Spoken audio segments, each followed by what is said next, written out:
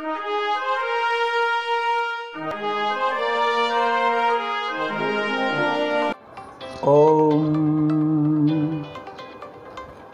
संक्षिप्त मार्कंडेय पुराण में जैमिनी मार्कंडेय संवाद वप दूर्वासा का शाप। आज पहले दिन मार्कंडेय पुराण में से पढ़ रहा हूँ। यद्योगी बिभर्भव भयार्ति विनाश योग्य मासाद्य वंदिता मतीव विविक्त चित्तैः तद्वह पुनातु हरिपाद सरोज युग्मं माविर्भवत् कलिमवलिम्बित भूर्भवत्सुवः पायात्सवः सकलकल्पश भेददक्षः क्षीरोदकुक्षिक् परिभोगिनी पृष्ठमूर्तिः श्वासावधूत सलिलोत्कलिका कराल सिन्धुः प्रनृत्यम्य यस्य करोति संगात् नारायणं नमस्कृत्य नरं चैव नरोत्तमं देवीं सरस्वती व्यासं ततो जय मुदीर्येत्। ओम नारायणाय नमः। ओम श्री मार्कंडेयाय नमः। ओम श्री गणेशाय नमः। ओम श्री गुरुदेवाय नमः। व्यास जी के शिष्य महातेजस्वी जैमिनी ने तपस्या और स्वाध्याय में लगे हुए महामुनि मार्कंडेय से पूछा, हे भगवान महात्मा, व्यास द्वारा प्रतिपादित महाभारत अनेक शास्त्रों के दोष रहित एवं उज्ज्वल सिद्धांतों से परिपूर्ण है। ये सहज शुद्ध अथवा चंद आदि की शुद्धि से युक्त और साधु शब्दावली से सुशोभित है। इसमें पहले पूर्व पक्ष का प्रतिपादन करके फिर सिद्धांत पक्ष की स्थापना की गई है। जैसे देवताओं में विष्णु, मनुष्यों में ब्राह्मण तथा संपूर्ण आभूषणों में चूड़ामणि श्रेष्ठ है, जिस प्रकार आयुधों में वज्र और इंद्रियों में मन प्रधान माना गया है, उसी प्रकार समस्त शास्त्रों में महाभारत उत्तम बताया गया है। इसमें धर्म, अर्थ, काम और मोक्ष इन चारों पुरुषार्थों का वर्णन भी है। वे पुरुषार्थ कहीं तो परस्पर संबंध है और कहीं पृथक पृथक वर्णित है। इसके सिवा उनके अनुबंधों मतलब विषय संबंध, प्रयोजन और अधिकारी का भी इसमें वर्णन किया गया है। भगवान इस प्रकार यह महाभारत उपाख्यान वेदों का विस्तार रूप है। इसमें बहुत से विषयों का प्रतिपादन किया गया है। मैं इसे यथार्थ रूप से जानना चाहता हूँ और इसीलिए आपकी सेवा में उपस्थित हुआ हूँ। जगत की सृष्टि, पालन और संहार के एकमात्र कारण सर्वव्यापी भगवान जनार्दन निर्गुण होकर भी मनुष्य रूप में कैसे प्रकट हुए तथा द्रुपद कुमारी कृष्णा अकेली ही 5 पांडवों की महारानी क्यों हुई, इस विषयों में मुझे महान संदेह है। द्रौपदी के 5 महारथी पुत्र जिनका अभी विवाह भी नहीं हुआ था और पांडव जैसे वीर जिनके रक्षक थे अनाथों की भांति कैसे मारे गए, ये सारी बातें आप मुझे विस्तार पूर्वक बताने की कृपा करें। इस तरह जैमिनी ने मार्कंडेय से पूछने से मार्कंडेय जी बोले, हे मुनिश्रेष्ठ, ये मेरे लिए संध्या वंदन आदि कर्म करने का समय है। तुम्हारे प्रश्नों का उत्तर विस्तार पूर्वक देना चाहता हूँ, अतः उसके लिए ये समय उत्तम नहीं है। जैमिनी, मैं तुम्हें ऐसा पक्षियों का परिचय देता हूँ जो तुम्हारे प्रश्नों का उत्तर देंगे और तुम्हारे संदेह का निवारण करेंगे। द्रोण नामक पक्षी के 4 पुत्र हैं जो सब पक्षियों में श्रेष्ठ, तत्वज्ञ तथा शास्त्रों का चिंतन करने वाले हैं। उनके नाम है पिंगाक्षा, विबोधा, सुपुत्र और सुमुख। वेदों और शास्त्रों के तात्पर्य को समझने में उनकी बुद्धि कभी कुंठित नहीं होती। वे चारों पक्षी विंध्य पर्वत की कंदरा में निवास करते हैं। तुम उन्हीं के पास जाकर ये सभी बातें पूछो। तब जैमिनी ने कहा, ब्राह्मण, ये तो बड़ी अद्भुत बात है कि पक्षियों की बोली मनुष्यों के समान हो। पक्षी होकर भी उन्होंने अत्यंत दुर्लभ विज्ञान प्राप्त किया है। यदि तिर्यक योनि में उनका जन्म हुआ है तो उन्हें ज्ञान कैसे प्राप्त हुआ? वे चारों पक्षी द्रोण के पुत्र कैसे बतलाए जाते हैं? विख्यात पक्षी द्रोण कौन है जिसके 4 पुत्र ऐसे ज्ञानी हुए? उन गुणवान महात्मा पक्षियों को धर्म का ज्ञान किस प्रकार हुआ?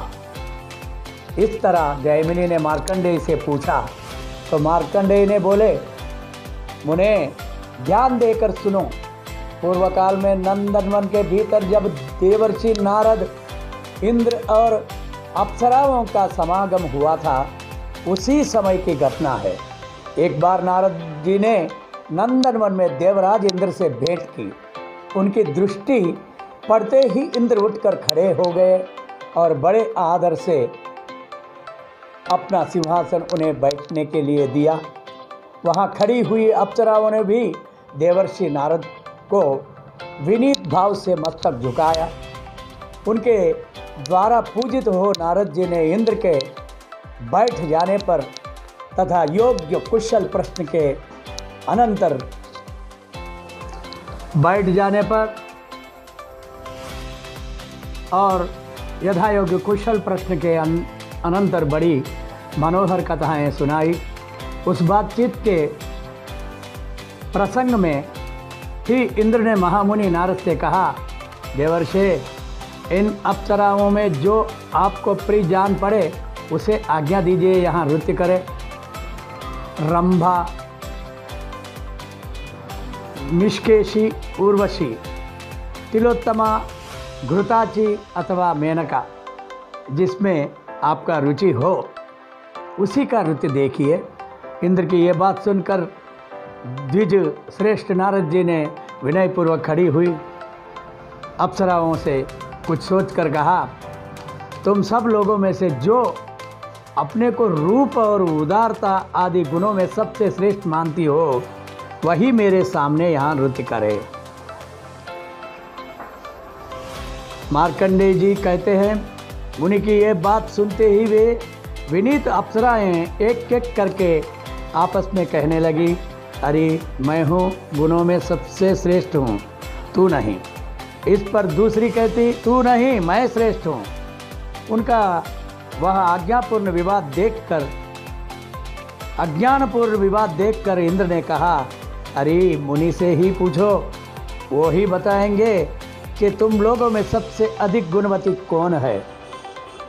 इस प्रकार उनके पूछने पर नारद जी ने कहा, जो गिरिराज हिमालय पर तपस्या करने वाले मुनि श्रेष्ठ दूर्वास को अपनी चेष्टा से क्षुब्ध कर देगी, उसी को मैं सबसे अधिक गुणवती मानूंगा। उनकी बात सुनकर सबकी गर्दन हिल गई। सबने एक दूसरे से कहना आरंभ किया, हमारे लिए ये कार्य असंभव है। उन अप्सराओं ने एक का नाम वपु था, उसके मन में मुनियों को विचलित कर देने का गर्व था। उसने नारद जी को उत्तर दिया, जहाँ दुर्वासा मुनि रहते हैं वहाँ आज मैं जाऊंगी। दुर्वासा मुनि को जो शरीर रूपी रथ का सज्जलन करते हैं, जिन्होंने इंद्रिय रूपी घोड़ों को उस पर रथ में जोत रखा है, एक अयोग्य सारथी सिद्ध कर दिखाऊंगी। अपने कामबान के प्रहार से उनके मन रूपी लगाम को गिरा दूंगी, उनके काबू के बाहर कर दूंगी। यों कहकर वपु हिमालय पर्वत पर गई। वहाँ महर्षि के आश्रम में उनकी तपस्या के प्रभाव से हिंसक जीव भी अपनी स्वाभाविक हिंसा वृत्ति छोड़कर परम शांत रहते थे। महामुनि दुर्वासा जहाँ निवास करते थे, उस स्थान से एक कोस की दूरी पर वह सुंदरी अप्सरा ठहर गई और गीत गाने लगी।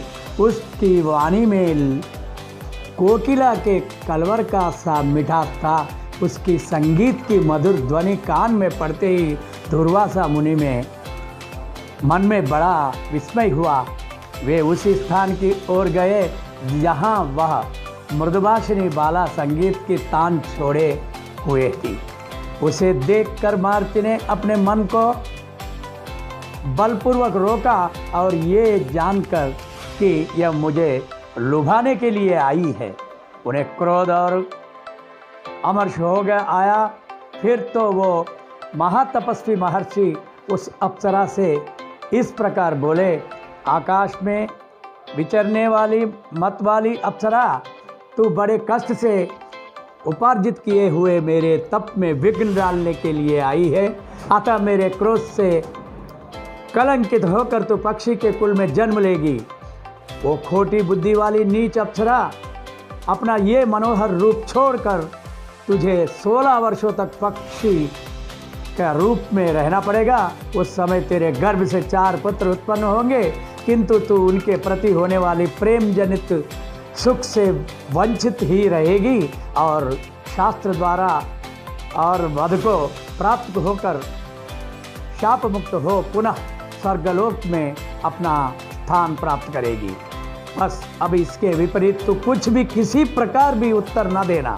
क्रोध से लाल नेत्र किए मारुति दुर्वासा ने मधुर खनखनाहट से युक्त चंचल कंडक धारण करने वाली उस मानिनी अप्सराओं के दुस्सह वचन सुनकर और सुनाकर इस पृथ्वी को छोड़ दिया और विस्तृत गुणों से गौरवान्वित एवं उत्ताल तरंगों वाली आकाश गंगा के तट पर चले गए। अपना चैनल को लाइक करो, शेयर करो, सब्सक्राइब करो।